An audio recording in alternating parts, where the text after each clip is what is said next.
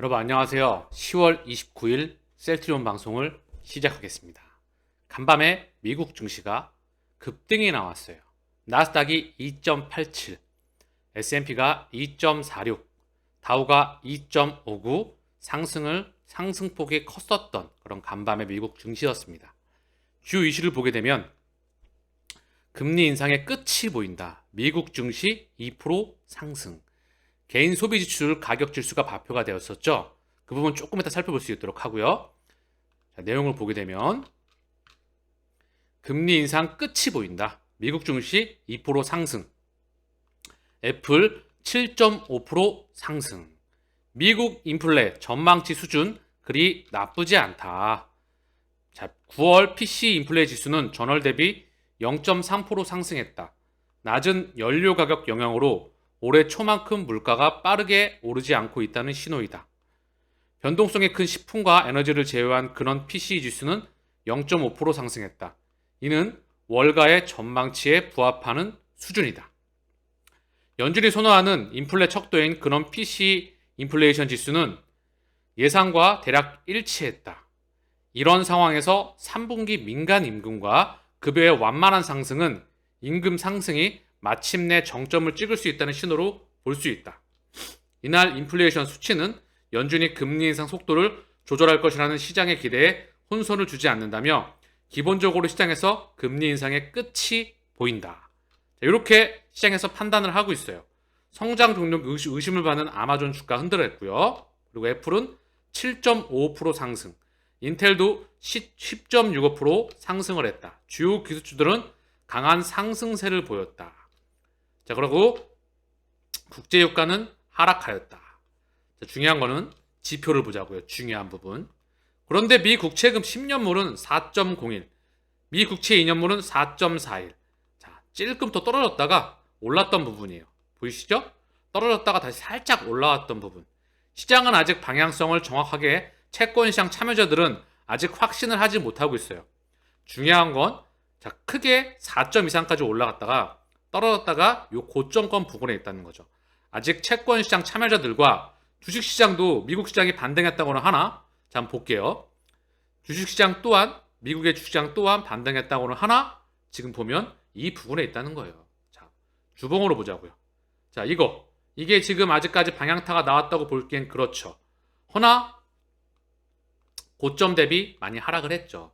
그렇기에 어떤 명분을 기반으로 해서 그게 인플레이션, 물가가 될지 이게 가장 크겠죠? 인플레이션을 명분으로 해서 이게 꺾어나가는 흐름이 보인다면 첫 번째 국제유가 간산, 우크라이나 전쟁에 대한 일시적인 봉합, 세 번째 중국 상하이 봉쇄에 대한 해제와 락다운의 완전한 해소, 이 세 가지 기준점으로 해서 물가에 대한 명분으로 해서 연준의 속도가 마무리가 되든가 또는 지금처럼 시장이 크게 흔들거리게 되면서 연준이 속도를 조절할 수밖에 없게 되는지 이 두 가지 흐름 중에 하나라는 부분이죠. 자, 그래서 조금 더 지표를 자세히 살펴보면요. 국제금융센터에서 이 보고서를 기반으로 언급을 드립니다. 미국 9월 개인 소비 지출 0.6% 상승으로 예상치는 상회하였다. PC 물가는 0.3% 상승하였다. 개인 소득은 전월 대비 0.4% 증가하며 예상치에 부합하였다. 처분 가능 소득도 0.4% 증가한 가운데 임금 소득은 0.6% 증가, 실질 처분 가능 소득은 보합을 기록. 중요한 건 이 부분이죠. 개인 소비 지출은 전월비 0.6% 상승하며 예상치를 상회했어요. 실질 PCE도 0.3% 상승으로 예상치인 0.2%를 상회했습니다. 개인 저축률은 3.1%로 전월보다 하락하였습니다. PCE 물가지수는 전월비 0.3% 상승하며 예상치에 부합함 가운데 전년 동월비 6.2% 상승, 근원 PCE 상승률은 전월비 0.5%이며 전년 동월비 5.1% 상승하였다. 즉 개인 소비 지출 PCE가 중요한 건데요. 중요한 건 예상치를 상회했고요. 실질 PCE도 예상치를 상회했죠. 물론 그 폭은 크지 않습니다. 0.2%, 0.1% 상회했다는 부분이죠. 그래서 미디어에서 이렇게 언급을 하고 있어요. 한편 미디어에서는 인플레가 정점을 찍어가고 있구나. 그러나 실질 채권시장 참여자들은 아직은 지켜봐야 돼. 그리고 증시는 환호를 했죠. 증시는 환호를 했어요. 증시와 채권시장의 판단이 다른 걸까요? 그렇기 때문에 아직은 혼조세를 보이고 있다. 증시에 대한 지금 반등은 기술적인 반등의 흐름에 있다. 크게 한번 꺾이고 반등 나오고 꺾였다가 반등 나오고 있는 상황. 크게 꺾였다가 반등 나오고 있는 거죠. 어떤 명분이 필요할 텐데 추세적인 전환이 필요하기 위해선 물가에 확실한 전환점이 필요한 부분입니다. 자, 전반적으로 국내 증시를 비롯해서 해외 증시의 차트를 한번 쭉 돌아보자고요. 자, 국내 증시 코로나 팬데믹 이후에 엄청난 동학 개미 운동에 의해서 영끌 그리고 쭉 다시 한번 완벽한 되돌림 그리고 아래쪽으로 보시면 언더 슈팅이 나와 있습니다. 이 슈팅 나왔던 걸 다 되돌렸어요. 되돌린 것뿐만 아니라 더 아래로 꺾여 있다는 부분이죠. 그 꺾여 있던 부분을 일시적으로 돌리고 있는 기술적인 반등, 그죠? 여기 보이시죠? 요 라인이 꺾였다는 거예요. 자, 그래서 아직은 국내 증시 또한 자, 월봉으로, 그죠? 월봉으로 크게 한번 꺾이고 나서 요 기준점에 있다. 이제 그 박스권에 돌아왔어요. 국내 증시 회귀했습니다. 자, 무역 규모는 세계 선진국 8강, 9강 그렇는데요. 금융은 후진국이라는 소리 듣죠? 자, 어쨌든 신흥국 지수에 있는데 선진국에 편입 못하는 그 이유가 여러 가지가 있겠죠. 자, 해외 차트를 잠시 한번 돌아보겠습니다. 자, 먼저 나스닥 아까 보셨죠? 다우를 먼저 볼게요. 나스닥은 기술적 반등, 다우도 마찬가지예요. 바뀐 거 없습니다. 다우는 그나마 폭이 커요. 그죠? 얘는 강력하게 반등이 나왔어요. 실제 추세를 돌릴 것 같은 그런 흐름이 보이고 있는데요. 다우 기준으로는 굉장히 강합니다. 자, 그리고 S&P도 기술적 반등에 강하게 나오고 있다. 그죠? 기술적인 반등입니다. 아직은. 자, 니케이도 반등에 나왔고요. 기술적으로. 자, 그리고 상해는 아직 힘들어요. 아직까지도 꺾이고 있죠? 자, 쌍저점. 그 라인을 살짝 이탈한 것 같기도 하고요. 중요한 거는 상해는 흔들거리고 있다. 자, 유로스톡 기술적인 반등. 그죠? 자, 그리고 항생을 한번 볼게요. 항생도 크게 흔들거리고 있어요. 자, 그리고 대만도 크게 흔들거리고 있습니다. 중앙권이 상당히 흔들거리고 있죠? 다른 세계적인 증시와 다르게 자, 중국 시진핑 정부의 이 부분에 대한 확실성으로 인해서 굉장히 또 불확실성이 들어가고 있죠? 정치권에 대한 중국 정부에 대한 불안한 부분으로 인해서 어떠한 흐름을 보이게 될지 중요한 건 연준에 대한 스탠스가 첫 번째입니다. 자, 마지막으로 대한민국 증시가 돌아나가기 위해선 첫 번째 반도체 섹터에 대한 반등이 필요해요. 반도체 섹터. 대한민국의 삼성전자에 대한 반도체 섹터에 대한 반등이 필요한 부분입니다. 삼성전자의 차트를 한번 볼게요. 삼성전자 차트를 보면은요. 자, 보이시죠? 삼성전자가 돌아 나가야 됩니다. 코스피랑 똑같이 생겼어요. 똑같이. 대한민국 증시의 시가총액에 막대한 비중을 차지하고 있고요. 대한민국 상장 기업의 막대한 영업이익과 순이익을 삼성전자가 바로 가지고 있습니다. 대한민국 상장 기업과 비상장 기업 다 포함해서 삼성전자가 차지하는 비중이 너무나 막대하다는 거죠. 그래서 원달러 환율과 반도체 D램 가격과 삼성전자의 흐름이 대한민국 증시를 가늠할 수가 있다 하겠죠. 얘 또한 기술적인 반등이 나오고 있습니다. 조금 더 시간이 필요해 보여요. 얘도 코스피와 거의 유사한 흐름이고요.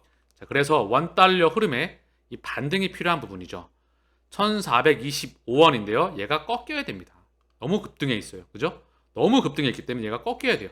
적어도 요 라인까지 꺾였으면 좋겠습니다. 1229원까지. 그리고 달러에 대한 가격도 좀 내려와야 되겠죠? 달러의 가격도 너무나 급등해 있기 때문에 110.6이죠. 그죠? 거의 고점권에 있는데요. 얘도 10년으로 보면 너무나 급등해 있죠. 얘도 여기까지 103까지 꺾였으면 좋겠습니다. 일단은 자, 차분하게 지켜볼 수 있도록 하자고요. 제가 어제 셀트리온의 시황과 수급, 공매도 누적 현황과 차트에 대한 부분을 언급을 못 드렸어요. 자, 셀트리온의 일봉인데요. 모든 이평선 5일, 20일, 60일, 120일, 200일. 자, 이 모든 이평선을 제꼈다고 언급을 드렸죠. 그죠? 현재 이평선을 뚫어냈고요. 상승 나오고 이 부분에서 다시 에너지 응축했다가 자, 아래서 이동평균선에 골든이 따로 올라오고 있죠. 단기 이동평균선이 장기를 제껴가고 있는 겁니다. 5일 20연이 그동안에 60을 좀 했으면 이제 골든 나옵니다. 이미 5일은 60일을 제꼈죠. 여기서 안착을 하고 다시 한번 매물대를 좀 그려보면 여기 라인은 제꼈어요. 이 매물대 위에 안착을 해야 되겠죠. 여기 라인도 있는데 여기 라인은 강하진 않아요. 한번 부딪힐 겁니다. 그리고 여기 라인까지 비어있다는 거예요. 이 공간. 자, 확대해서 보자고요. 한눈에 보이시죠? 자, 여기 매물대에 안착을 하겠죠? 요 부근에서 안착하고 있다가 다음 이제 요 라인까지도 부딪힐 수도 있어요. 요 라인에서. 그 다음 여기는 비어 있습니다. 그 다음 여기도 비어 있어요. 왜냐? 훅 밀렸기 때문에 공간이 비어 있다. 자, 주봉도 의미한 게 있습니다. 60주봉을 지금 돌파를 했어요. 지금 주봉을. 의미하는 바가 작지가 않죠? 60주봉을 돌이켰다. 추세에 대한 전환이 일어날 수 있는 20주봉에 이어서 60주봉을 돌파했기 때문에 앞으로 어떠한 흐름이 보여지게 될지 돈이 좀 들어와야 되겠죠? 돈이 들어오려고 하면 사실 근데 중요한 건 월봉으로 또 보면 한눈에 나와요. 자, 아래 꼬리를 계속해서 밑에서 달고 있어요. 보시면 이제 안 내려가. 아래 꼬리를 계속 달고 있죠? 안 내려간다니까? 밀어보라고. 시장이건 뭐건 공매도건 밀어보라고 하는데 밑에서 아래 꼬리를 계속해서 달고 있다는 거예요. 바닥권을 완전히 형성했다는 거죠. 근데 왜 그럴 수밖에 없냐? 이들이 모아간다는 겁니다. 개인의 물량을 계속해서 일로 넘기고 있어요. 외국인과 기관. 기관에서 연기금이 중심이라는 거죠. 이들은 알고 있다는 거죠.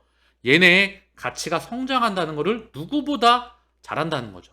제 방송을 들으시는 여러분들 또한 누구보다 잘 알고 있을 겁니다.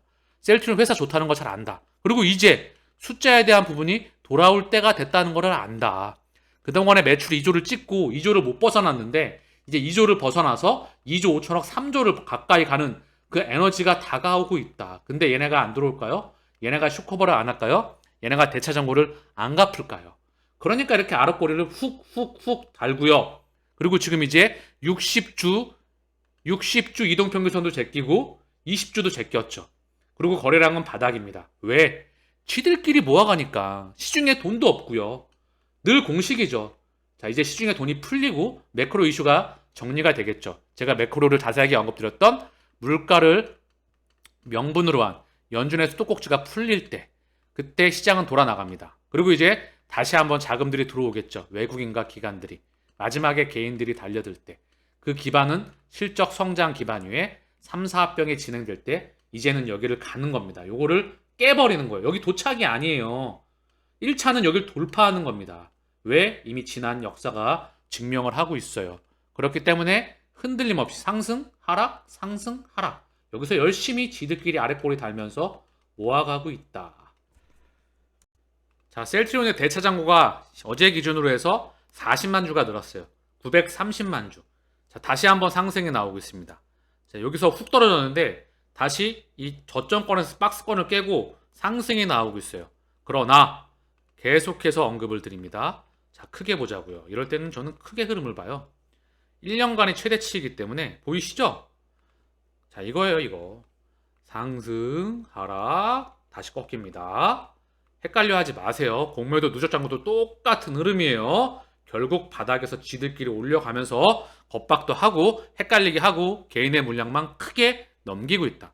늘 큰 흐름의 지도를 그려내야 돼요. 수급도, 실적도, 그리고 판도, 파이프라인도, 세계에 대한 경제 흐름도, 인생에 대한 큰 흐름도, 가치관도 크게 그려야 작은 잔포대에 휘둘리지 않고 셀트리온한 배가 바다에서 항해를 할 때 그 잔파도나 큰 파도에도 휘청이지 않고 이렇게 흔들릴 때마다 수량수를 모아가고 평단가를 낮추고 지금의 한 주는 3주, 4주, 5주로 돌아오고요. 결국은 목적지에 도착합니다. 왜? 개인 투자자는 멘탈과 그런 부분이 90% 이상이기 때문에. 그 멘탈은 뭐가 좌우하냐? 많은 연구와 분석을 통해서 그 가치를 인정할 줄 아는 사람들에게만 그 가치를 드러내는 법이기 때문입니다. 자, 셀트리온의 공매도 매매 비중 7.45. 자, 중요하지 않습니다. 대부분 한 자리 숫자고요. 거래량은 31만 3천 주. 거래량은 바닥에 붙어 있습니다. 거의 C가 말라 있고요. 그런 건 계속 언급을 드렸죠. 자금 자체가 C가 말라 있기 때문에 전 세계에 1.3이 하락했고요. 셀트리온 헬스케어는 공매도 매매 비중 6.04. 얘 또한 거래량이 거의 한 자리죠. 공매도 매매 비중이. 거래량이 31만 8천 주. 등락률은 1.75% 하락하였습니다. 자, 셀트리온 제약. 매매 비중 4.59, 공매도 매매 비중 4.5. 얘도 한 자리입니다. 의미가 없어요. 크게. 거래량은 56,700주. 등락률은 0.90 하락 마감하였습니다. 자, 셀트리온의 수급을 같이 한번 보시겠습니다. 자, 먼저 셀트리온을 보게 되면은요. 기간이 3만 주 담았고요. 그 중에 금융투자, 보험, 연기금, 기타금 다 들어왔는데 3만 주에 금융투자가 많이 좀 들어왔고요. 나머지는 사실 뭐 연기금 들어왔다고 하나 한 달 기준 45만 주를 연기금에 담았어요. 그렇기 때문에 한 달 기준입니다. 한 달 기준 100만 주가 기간으로 75만 주, 외국인으로 32만 주가 넘어간 큰 흐름이라는 거죠.